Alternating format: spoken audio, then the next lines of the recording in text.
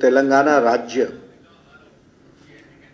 Employees के लिए और लोगों के लिए जो जमीनी स्तर पर जो लड़ाई लड़ रहा है उसको समर्थन देने के लिए मैं आया था।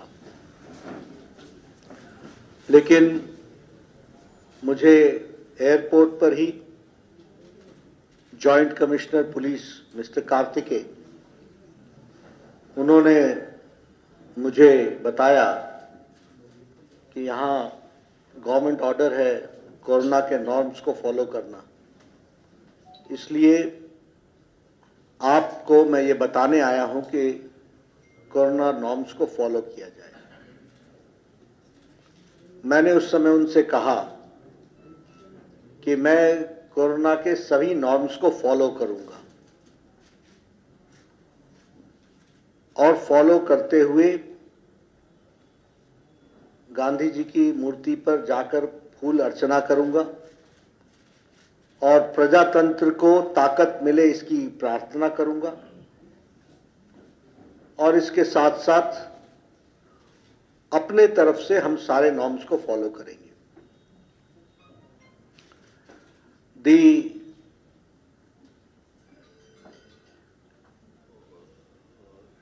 situation of the government was exposed at that point of time.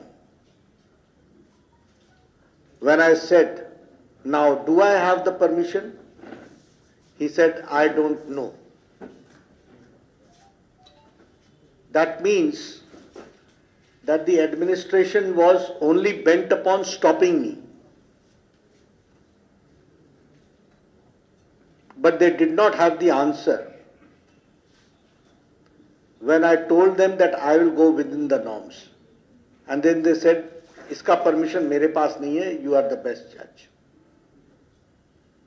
Khair, I am a person and my party is a disciplined party. We went there. Mahatma Gandhi ji के आगे हमने फूल अर्चना अर्पित की और उनसे हमने शक्ति भी ली और प्रार्थना भी की। लेकिन ये सारे प्रोसेस में कोरोना को किस तरीके से उपयोग करने का प्रयास किया, यह यहां पर भली भांति दिखता है। और मैं वहां जनसभा कर सकता था, लेकिन मैंने प्रोटोकॉल्स को फॉलो करते हुए और मैंने सोचा कि आपके माध्यम से, मीडिया के माध्यम से मैं अपनी बात को कहूंगा। और इसलिए आपको on a very short notice I requested all of you to join me for the media briefing and you all have come. I must thank all of you. जहां तक तेलंगाना का सवाल है, केसीआर के नेतृत्व में चलने वाली सरकार गैर प्रजातांत्रिक तरीके से सरकार चल रही है। It is the most undemocratic government which is functioning. It is the last 2 days, whatever has happened, it is a murder of democracy. ये प्रजातंत्र की हत्या है जो पिछले 2 दिनों में घटनाएं घटी हैं और एक तरीके से डिक्टेटरशिप है, ऑटोक्रेसी है, तानाशाही है और यह सरकार आकंठ भ्रष्टाचार में डूबी हुई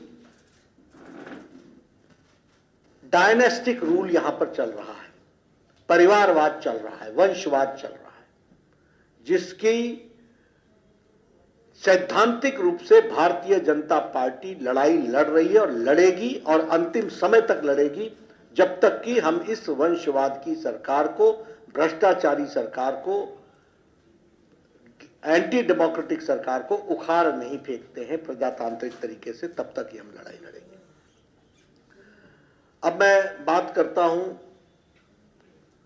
जो संजय बंडी जी के साथ हुआ। सबसे पहले आप सब लोग घटना जानते हैं।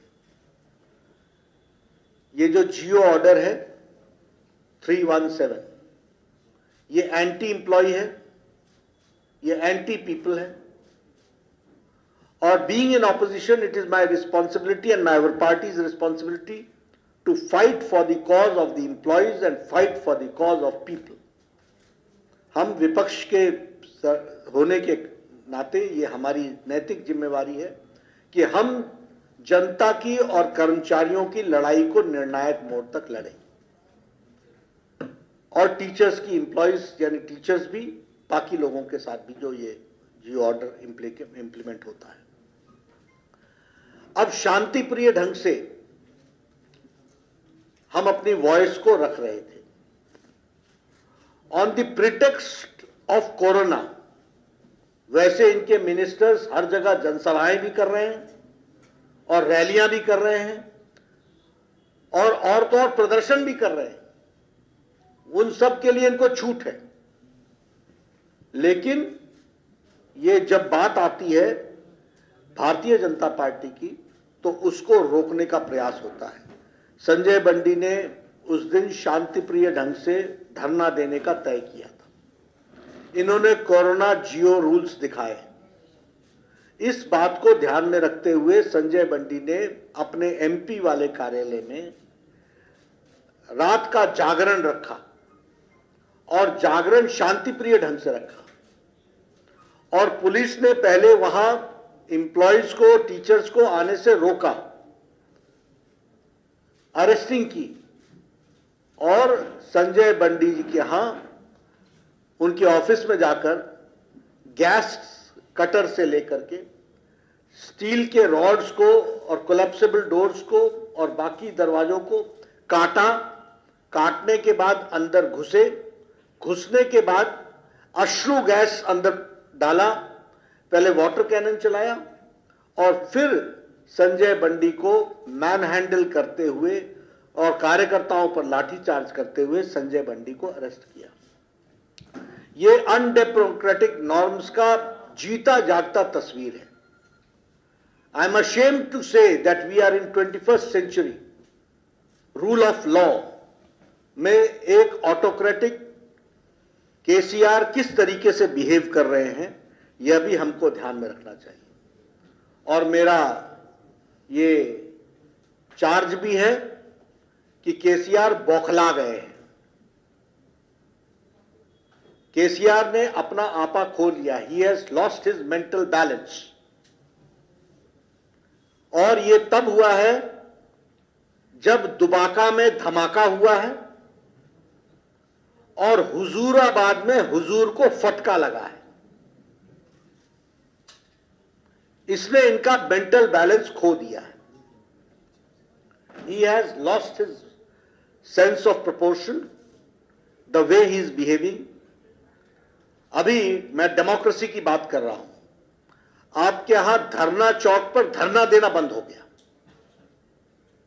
by government orders, and High Court had to intervene. And first to take the opportunity was KCR himself as Chief Minister sitting on dharna. क्या ये कैसा प्रदेश है? किस टाइप के नॉर्म्स को लेकर के लोग काम कर रहे हैं? तो यह प्रश्न इसको जनता तक पहुंचाना हमारी जिम्मेवारी है। उसको हम बिल्कुल पहुंचाएंगे, उसको हम करेंगे। ये हाई हेडेडनेस और ये हाई हैंडेड जो एटीट्यूड है, इसको हम इसके खिलाफ हम लड़ाई लड़ेंगे, ये हम कहना चाहते हैं। जहां तक करप्शन का सवाल है, मैंने 2 साल पहले भी आकर के कहा था कि this state is proving to be one of the most corrupt states, and all under the direction of chief minister. मैंने पहले भी कालेश्वरम के बारे में बातचीत की थी। Kaleshwaram has become an ATM for KCR. हमारे हिंदी में कहते हैं कि ये दूध देने वाली गाय हो गई है।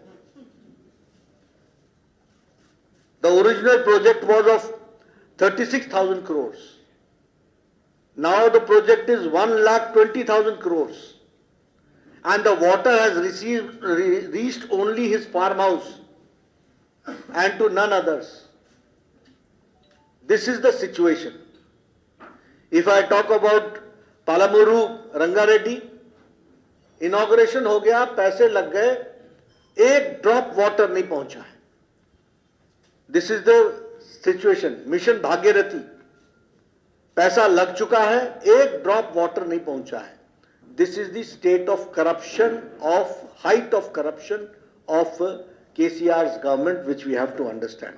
मैं बहुत से उदाहरण दे सकता हूँ, but this is the most corrupt state and he is one of the most corrupt administrator, chief minister who is working. That is what I would like to say. As far as dynastic rule is concerned, बेटा, बेटी, भांजा, अभी पोता तैयार नहीं है, लेकिन हर एक तरीके से it's a family rule, it's a dynastic rule, and it is a question on democracy. एक प्रजातंत्र पर एक प्रश्न है और हम यह लड़ाई जनता को नीचे तक लड़ेंगे, ये हम आपको बताना चाहते हैं. जहां तक हमारी लड़ाई है, मैंने पहले भी कहा था, केसीआर साहब का जिस तरीके से उन्होंने संजय बंडी को अरेस्ट किया है, विनाश काले विपरीत बुद्धि, एंड दिस इज धर्म युद्धम. हम ये धर्म की लड़ाई लड़ेंगे और प्रजातांत्रिक तरीके से लड़ेंगे. We will take all legal recourse and we will take all democratic things, democratic methods. हम प्रजातांत्रिक तरीके से इस लड़ाई को निर्णायक मोड़ तक लड़ेंगे और हमारी भारतीय जनता पार्टी को कितना भी रोको, हम रुकने वाले नहीं हैं. अगर हमारे संजय बंडी को अरेस्ट किया है तो हमारा डेली धरना भी चलेगा, हम इसको आगे भी बढ़ाएंगे. आज मैंने शुरू किया है, कल कोई और आएंगे, लेकिन इस लड़ाई को हम निर्णायक मोड़ तक लड़ेंगे, ये हम आपको बताना चाहते हैं. जहां तक मैंने आपके साथ कहा ही कि राजनीतिक तरीके से लड़ेंगे, ये नेशनल पार्टी के तरीके के लिए केसीआर जिस तरीके से बिहेव कर रहे हैं उसका पर्दाफाश करना, ये हमारी राष्ट्रीय जिम्मेवारी भी है और प्रादेशिक जिम्मेवारी भी है, जिसको हम निभा रहे हैं. मैंने तो कोरोना के सारे नॉर्म्स फॉलो किए, and that is why your police commissioner did not have any answer. He thought that I will take law and order in my own hands. We know how to fight democratically and how to see that we do not overstep the laws, but at the same time हम प्रजातांत्रिक तरीके से लड़ते हैं. लेकिन आपने corona कहा तो मैं हमेशा ये कहूँगा कि केसीआर, कोरोना तो बहाना है, सही में तो प्रजलू को दबाना है. आप दबाने पर लगे हो. ये तेलंगाना की प्रजलू को आप दबा नहीं सकते. ये बहाना है कोरोना का. और मैं कहने के लिए नहीं कह रहा हूं, आपको एक छोटा सा, सिर्फ आपकी मेमोरी को शार्पन करने के लिए थोड़ा सा मैं दृश्य आपको दिखाना चाहूंगा. आप जरा इसको भी देख लीजिए कि कोरोना की दुहाई देने वाले బాధ అది. అవి ఏమంటారంటే కరోనా వస్తే మాస్క్ ఇచ్చే పరిస్థితి లేదు. కరోనా వస్తేనే అధ్యక్ష వీళ్ళకి ఇంతమందిని కూర్చొని ఎంతమంది మన అధ్యక్ష స్టాఫ్ మనం అంతా కలిపి 120 మంది ఉంది. ఒక్కరికైనా మాస్క్ ఉన్నదా? అంటే మనం చచ్చిపోతాం. మరి ఏ ఒక్క ఆరోగ్య మంత్రి గారు వచ్చిన దేవుడి వల్ల వారికి కూడా మాస్క్ లేదు. మరి డాక్టర్లు ఎందుకంటే అందరికన్నా ముందు ఆయనకే కట్టాలి ఉంటే అవసరం ఉంటే. ఇంతమంది లేనటువంటి మాస్క్ పట్టుకుంది. ఈ మాస్క్ ఎందుకు అవసరం? అసలు కరోనా మన రాష్ట్రంలో రాలేదు అధ్యక్ష. అది మన రాష్ట్రంలో పుట్టిన జబ్బు కాదు, ఎక్కడో చైనా దేశాలు పుట్టికాల పెట్టింది.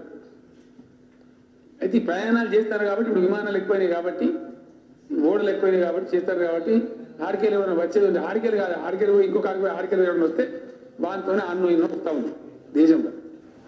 అంటే ఇంత పెద్ద 130 కోట్ల మంది భారతదేశంలో ఇప్పటివరకు వచ్చింది 30-35 మందికే. ఎంతమంది? 31 మందికి వచ్చింది. ఇంత పెద్ద దేశంలో అలా ఒక్కడో సన్యాసి దరిద్రుడు మన దగ్గరికి వచ్చి కలబెట్టి ఆడు కూడా డైరెక్ట్ మన దగ్గర రాలే. ఆ చైనాకి వెళ్ళి దుబాయ్ పోయి కలబెట్టినాడు. దుబాయ్ నుంచి బెంగళూరు పోయింది. బెంగళూరుకి వెళ్ళి మన హైదరాబాద్కి వచ్చింది. రాగానే మన ఈటల రాజేందర్ గారు దొరకబట్టి గాంధీ దవాఖాన స్పెషల్ వాడు పడేసి ట్రీట్మెంట్ ఇస్తాను. రాత్రి కూడా పోయించిండు. ఆయన కూడా మంచిగా బతుకున్నాడు. చచ్చిపోయే పరిస్థితి లేదు. ఇప్పటి వరకు తెలంగాణ రాష్ట్రంలో సింగల్ మనిషికి కరోనా వ్యాధి రాలేదు. భగవంతుడు మాకు ఎంత శక్తి ఇచ్చిండో అవసరమైతే तो मैं आपको दिखा रहा हूं. तो कोरोना तो बहाना है, प्रजलू को दबाना है और हम ये लड़ाई निर्णायक मोड़ तक लड़ेंगे. मैं अपनी बात यहीं पर समाप्त करता हूं, बट ये लड़ाई प्रजातांत्रिक तरीके से अंतिम निर्णायक मोड़ तक, डिसाइसिव एंड तक लड़ी जाएगी. और we will expose KCR, we will expose his corrupt practices, we will expose, और आने वाले समय में दुबाके जैसे धमाके भी होंगे और हुजूराबाद जैसे हुजूर को फटका भी लगेगा. जीएचएमसी आपके सामने है, एक पर एक हमको आप लोगों का आशीर्वाद मिल रहा है. Bharatiya Janata party is an ideological based party with A mission and we will go ahead with our mission. That is what I have to say. मैंने मित्रों अपनी बात यहीं समाप्त की है.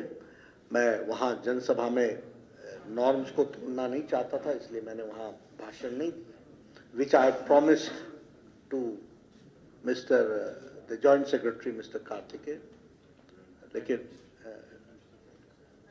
Joint Commissioner, मैं अपनी बात यहीं समाप्त करता हूँ और आप सबके माध्यम से तेलंगाना की जनता से निवेदन करता हूं कि भारतीय जनता पार्टी को आप इस लड़ाई में, एम्प्लॉयज़ की लड़ाई में, टीचर्स की लड़ाई में, जनता की लड़ाई में आप आशीर्वाद दीजिए. और ये जो ऑटोक्रेटिक GOI 317 निकला है, इसको वापस लेने तक हम लड़ाई लड़ें. बहुत बहुत धन्यवाद. This will continue on day-to-day basis. Tomorrow somebody else is going to come. Day after tomorrow somebody else is going to come. हम ये धरना चालू रखेंगे और हम इस बात को लड़ाई लड़ते रहेंगे. संजय बंडी को अरेस्ट करना अनडेमोक्रेटिक है, किसी नॉर्म्स के तहत नहीं आता है. जिस तरीके से किया गया वह प्रजातंत्र के लिए एक बहुत बड़ी चोट है और उसकी भी लड़ाई हम लीगली ह्यूमन राइट्स कमीशन से लेकर के सब जगह लड़ेंगे.